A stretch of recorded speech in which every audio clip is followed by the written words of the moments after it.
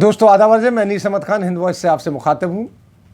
बहुत बड़ी खबर है कि भाजपा को दिवाली से पहले बड़ा झटका लगा है। उपचुनाव में वो सिर्फ 8 सीटों पर अपनी जीत दर्ज करा पाई है। 13 राज्यों में जो उपचुनाव हुए थे 29 विधानसभा सीटों में वो चुनाव लड़ी थी, लेकिन वो सिर्फ और सिर्फ 8 सीटों का ऊपर जीत पाई है।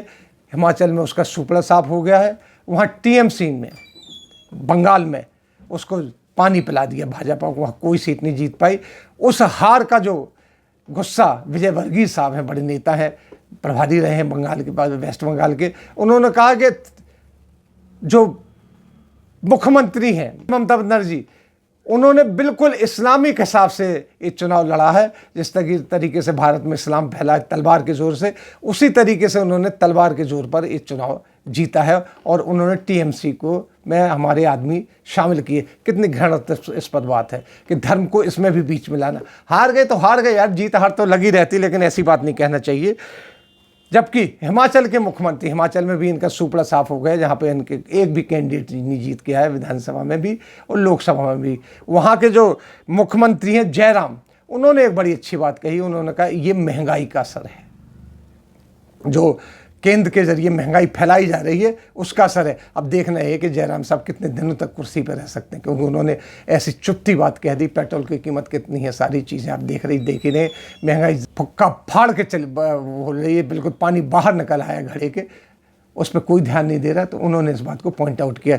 इसी के साथ देखा जाए तो हरियाणा में अभय चौटाला कि इंडियन नेशनल लोकदल जो है वो जीत गई। अभय चौटाला ने इस्तीफा दिया था किसानों के मसले पर, लेकिन वो जीत दर्ज करा के आए। इससे पता लगता है कि किसान मूवमेंट बहुत बड़ा असर रखेगा अगले चुनाव में जो आके, जबकि अभय चौटाला को इस पर जीत मिली है। इससे अब अगर ये देखा जाए तो कहेंगे हम नॉर्थ ईस्ट में जीत गए, तो नॉर्थ ईस्ट में बीजेपी की जीत नहीं हुई है, वहाँ एनडीए की जीत हुई है। असम में एनडीए की जीत हुई, बीजेपी की जीत नहीं हुई। अभी डंका पीटेंगे कि बीजेपी इतनी जगह जीती है, इतनी जगह जीती है, इतनी जगह जीती है।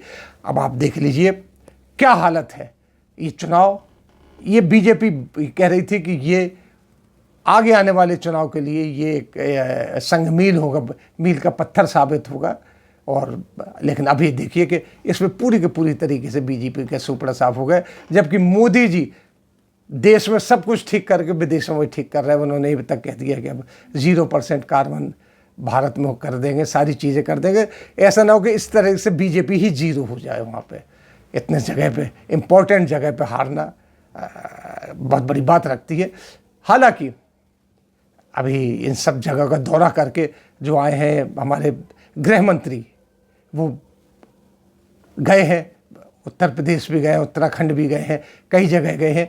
उन्होंने अपने छाप छोड़ी है यहाँ पे, और ये वादा करके गए हैं कि यहाँ से जीत का मतलब है कि मोदी जी की जीत। लेकिन इस तरीके से इस चुनाव में, उपचुनाव में इस बुरी तरीके से हार इस बात को साबित करती है कि बीजेपी की सत्ता हिल रही है। अब देखिए इस चुनाव के बाद कितने लोग बीजेपी में छोड़कर दूसरे दलों में जाते हैं, ख़ासतौर पर उत्तर प्रदेश में, उत्तराखंड में, हिमाचल में, पश्चिम बंगाल की तो बात ही नहीं करना, हरियाणा में। अब ये आए राम गया राम की स्थिति चलेगी। जो भाजपा दूसरे पार्टियों के लिए करती है, अब वो भाजपा के साथ होगी। इसी के साथ हम विदा लेते हैं, ये कहते हुए कि भाजपा का अब झंडा झुकने लगा है।